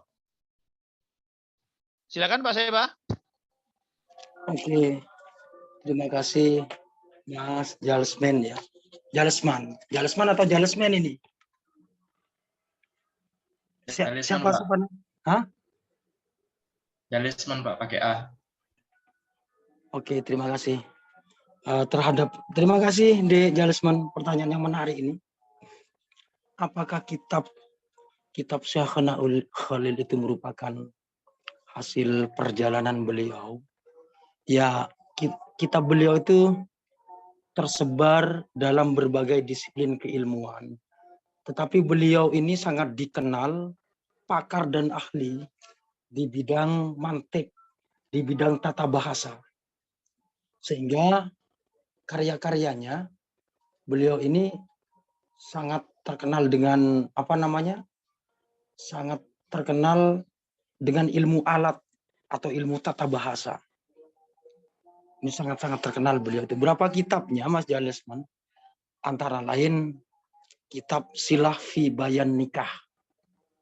Tentu saja masih dalam bentuk bahasa Arab ya. Sekarang ini sedang sekedar informasi, DLMI sekarang ini tim Turot sedang mengumpulkan beberapa kitab-kitab peninggalan Syekhona Khalil yang tersebar di seluruh Indonesia. Sedang dikumpulkan sekarang. Kemudian ada kitab terjemahan Alfiyah, kitab Asmaul Husna, terus kemudian ada Sholawat Syekhona, kitab Wirid dan lain sebagainya. Bisa adik-adik dilihat di buku Surat Kepada Anjing Hitam itu agak lengkap memang disebutkan kitab-kitab beliau. Nah, apakah ini merupakan hasil perjalanan beliau? Saya kurang bisa menangkap maksudnya, tetapi apakah beliau menceritakan hasil perjalanan beliau atau didapatkan selama mondok? Jadi kitab-kitab yang beliau buat itu dibuat pada saat beliau belajar, ada yang lebih banyak.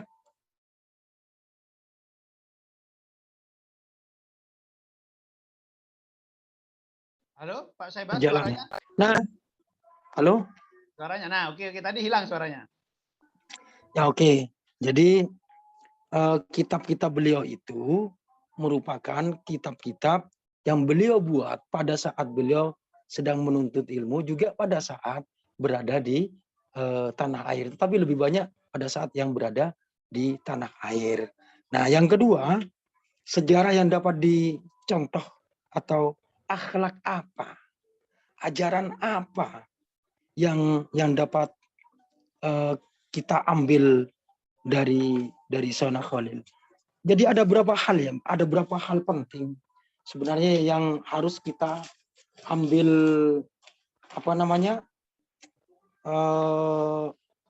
intisari dari perjalanan hidup Sayyidina Khalil. Yang pertama adalah beliau ini sebagai epicentrum jejaring ulama dan Islam Nusantara ya.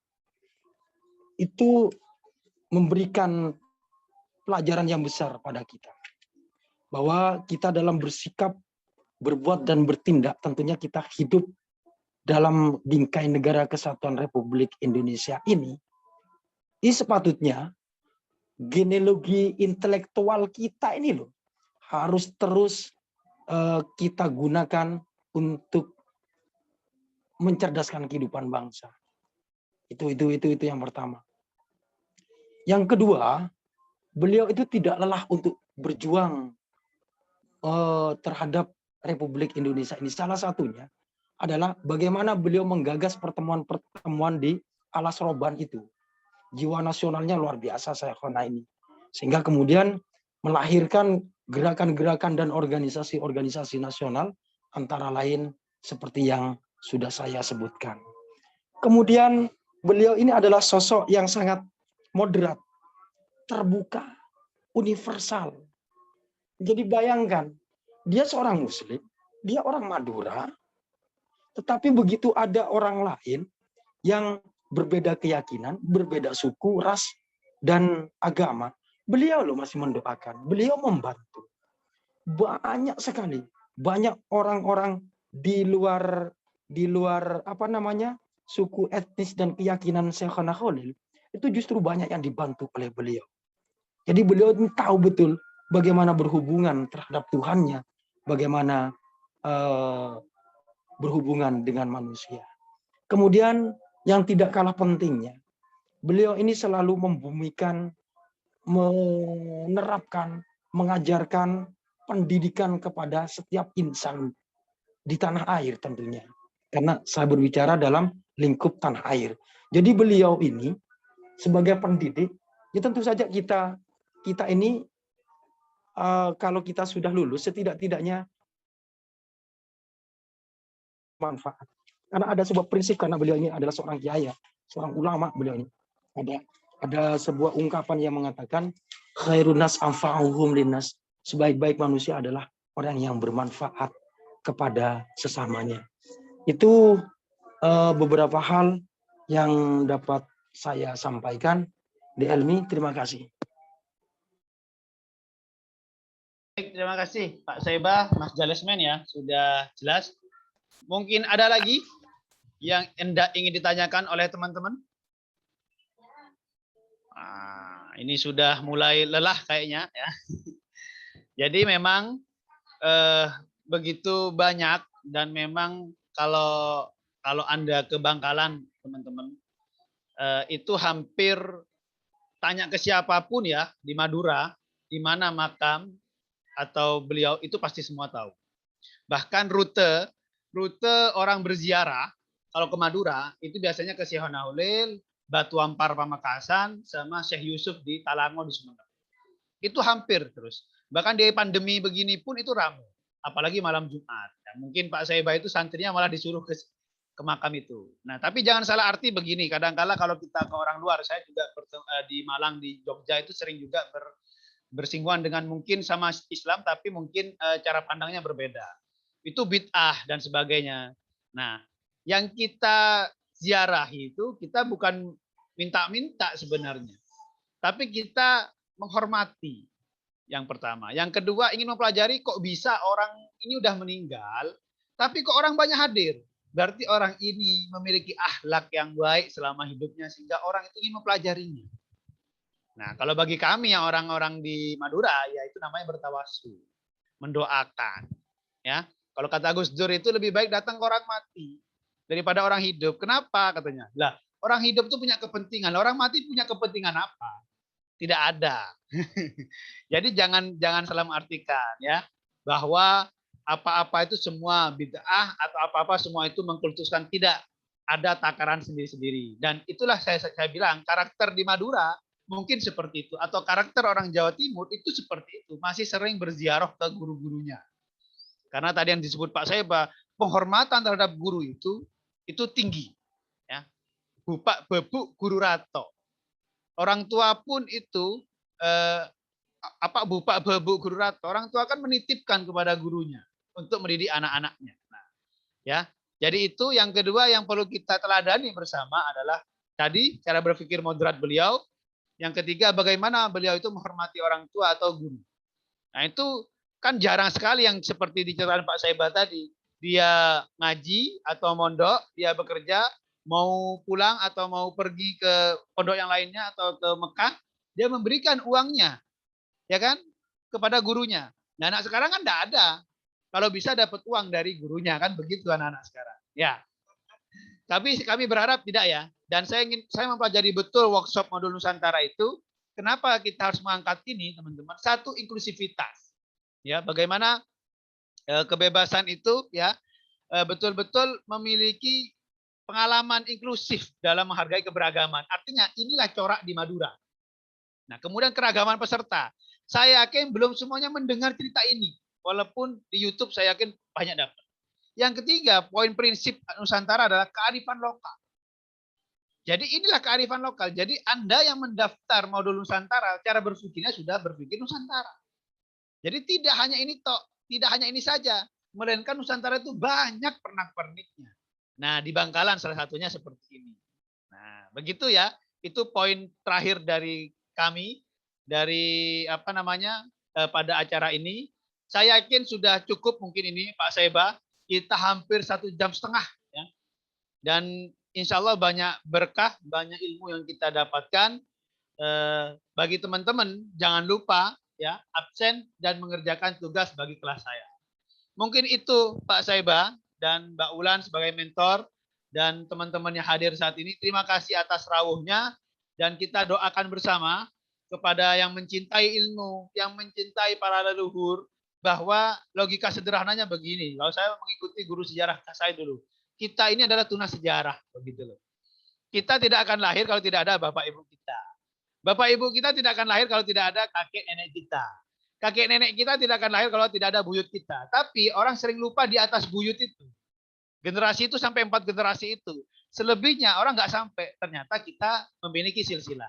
Kalau saya yakin Mas Saiba, ya saya mungkin keturunan Nabi Adam. Gitu. Kalau Zainal Abidin, mungkin karena saya lahir di Kuanyar. Bisa jadi kakek nenek saya mungkin juga bagian dari Sunan Sendana atau Zainal Abidin, Syekh Zainal Abidin. Ya. Tapi yang ingin kita perjuangkan bersama adalah jas merah kalau kata Bung Karno. Jangan sekali melupakan. Ikuti Pak Saiba tadi itu. Ambil yang baik di masa lampau, ya. Jangan ditinggalkan yang fundamental itu, ya. Dan juga tidak ingin merubah di masa kini kalau ada yang kebaik. Ya. Nah, sehingga ada perpaduan dan ini sebenarnya kekayaan Indonesia. Kita jangan ke barat-baratan, tapi juga tidak boleh menerima tidak boleh menolak karena pasti ada yang baik. Kalau kata M. Hainun Najib, ya, Arab digarap, Barat diruat, ya, Jawane digowo. Jangan menghilangkan karakter jati diri kita, ya. Juga harus digarap yang lain yang ada kebaikannya, harus difilter unsur-unsur lain yang juga ada baiknya. Nah, itu mungkin yang harus diambil makna dari kebinekaan kita ini. Dan insya Allah teman-teman mungkin akan merekam cerita ini, akan membuat cerita ini dan akan menyebarkan ke orang-orang lain bahwa ada tokoh baik tuh di Madura. Ada tokoh yang disegani, dikeramati oleh orang-orang Bangkalan. Bahkan siapapun yang mau ke Bangkalan, itu pasti ke situ. Sama seperti kalau Anda mengetahui, saya mendapat cerita dari Panglima TNI ketika dalam suatu momen ketemu, semua Panglima TNI ya setelah diangkat menjadi Panglima pasti menziarahi makam Pangeran Diponegoro di Sulawesi Selatan, Makassar. Itu saya tahu, oh ternyata begitu, saking dari keramatnya Pangeran Diponegoro bagi orang-orang Panglima TNI. Dan juga ada makam M. Yusuf, Jenderal TNI juga di sana. Itu tidak semua orang paham dengan menghargai, tapi kalau orang-orang yang sangat menghargai kultural atau leluhur, pasti cara penghormatinya seperti itu. Habis dari situ baru ke Jenderal Sudirman. Nah, itu contoh Pak Seba yang saya dapatkan ilmu ketika saya di Makassar. Saya ke Makassar pas itu saya datang itu makam Pangeran Diponegoro. Dan ternyata Prabowo ada silsilah keturunan dari Pangeran Diponegoro. Ya, itu contoh sederhana saja. Ternyata orang Makassar tidak tahu juga itu. Ternyata ada makam Pangeran Diponegoro di sana. Ada itu. Kalau tidak salah di dekatnya benteng Vilrum ya, atau saya lupa nama bentengnya. Itu dekatnya juga pantai-pantai itu. Jadi saya ya kalau yang ingat juga makanannya Pak Seba ya. Saya yakin Pak Seba juga ya kan.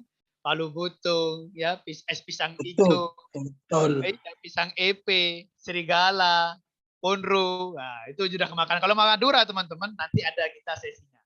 Yang pasti sesi hari ini kita ke pahlawanan nasional dan kita doakan teman-teman.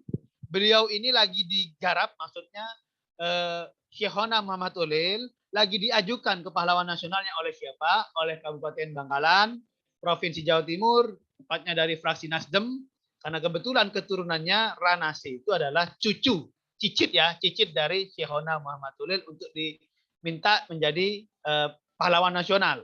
Walaupun tadi garis bawah Pak Saiba ya, Syekhona Ulil tidak meminta sebenarnya, dalam arti tidak pantas, tapi harusnya negara yang menghargai adalah perjuangan beliau. Ya, itu yang dimaksud di garis bawah. Tidak pernah cukup bagi kami ulama, itu tidak cukup hanya diberikan penghargaan, tapi lebih daripada itu. Tapi kita doakan bersama supaya goal ya, supaya orang tahu bahwa ada di balik layar orang mendoakan inspirator kata Pak Saiba menginisiasi kelahiran NU Nahdlatul Ulama dan bagian dari perjuangan bangsa. Yang orang semua tidak pernah tahu mungkin. Ya, kita doakan itu. Dan untuk informasi kepada kelas saya, minggu depan kita akan membicarakan sejarah Bangkalan dengan Pak Mbah Doing ya. Itu juga saya dapat informasi dari Pak Saiba supaya tahu betul sejarah Bangkalan itu apa yang tepat. Mungkin itu Pak Saiba. Mungkin ada kata-kata penutup terakhir dari Pak Saiba untuk teman-teman kita dari seluruh Nusantara ini supaya tetap semangat kuliahnya, supaya menjadi pemersatu bangsa. Silakan kalimat penutup Pak Saiba. Terima kasih. Dek Elmi, yang pertama saya lupa, sebelum mengenalkan ya ini Tongkos mungkin minggu depan, pembahasannya minggu depan saja. Ini salah satu ciri khas di Bangkalan, tapi tidak semua orang menggunakan tongkos, hanya di kalangan tertentu memang.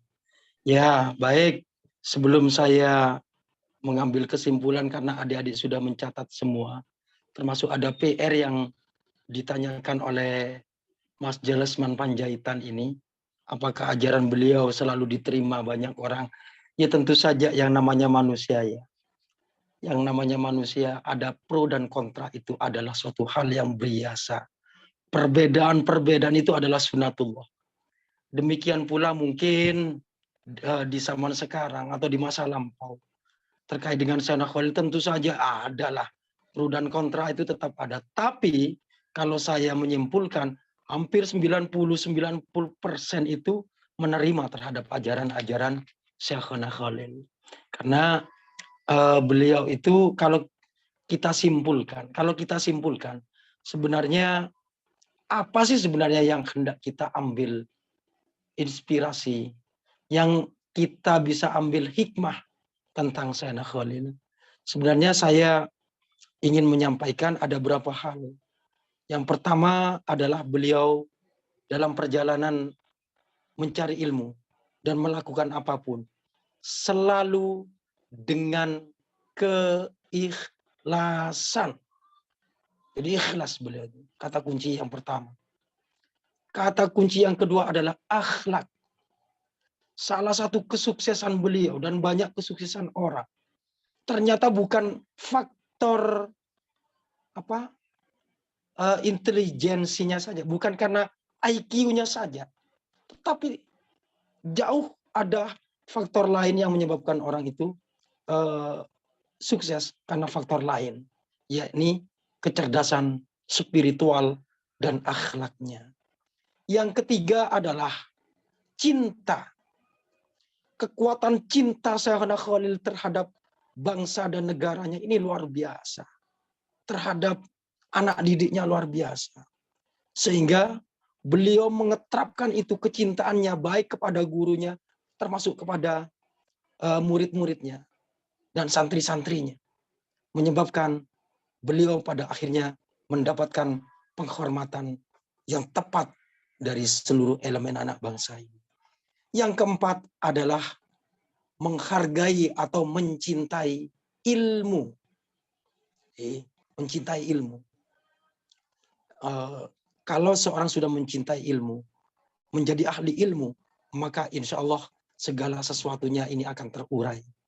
Karena ada sebuah ungkapan bahwa ilmu itu bisa dikatakan bermanfaat apabila ilmu itu diamalkan.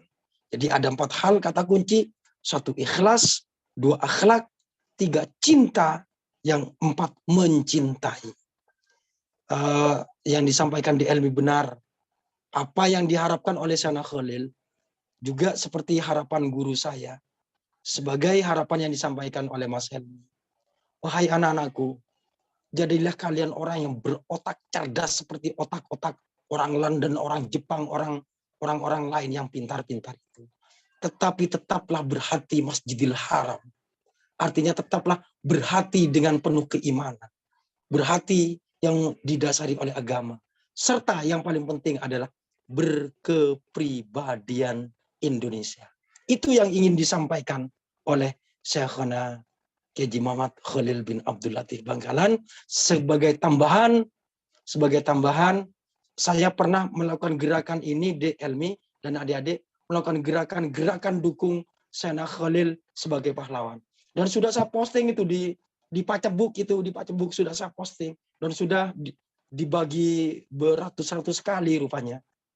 Cuman agak lama, 3 atau 5 bulan yang lalu di akun Facebook saya. Yang terakhir untuk adik-adikku sekalian, semoga kalian tidak pernah bertengadah kecuali kepada Tuhan Yang Maha Kuasa. Yang kedua, semoga ilmu yang didapatkan ini bermanfaat dan barokah.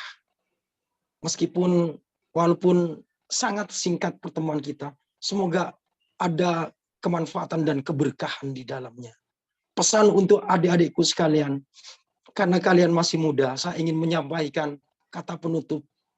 Sebuah ungkapan Arab mengatakan, hayatul fata wallahi bila ilmi wattuqa idza lam yakuna la i'tibara lidzatihi. Artinya, kehidupan seorang pemuda, wallahi bil ilmi wattuqa, karena ilmu dan ketakwaannya.